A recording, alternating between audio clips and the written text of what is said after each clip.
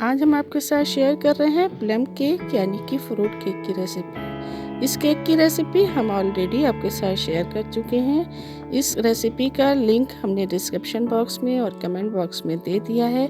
आप इस सिंपल से बढ़िया से केक को एक बार ज़रूर बनाएं, बहुत ही अच्छा बनता है। और आपका केक कैसा बना है ये मुझको कमेंट बॉक्स में ज़रूर बताएं।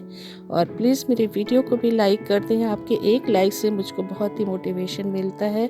तो यहाँ देखिए हमारा केक के लिए हमने टिन तैयार कर ली है। अब हम इसको बेक कर लेंगे तो ये 50 से 60 मिनट में तैयार हो जाएगा।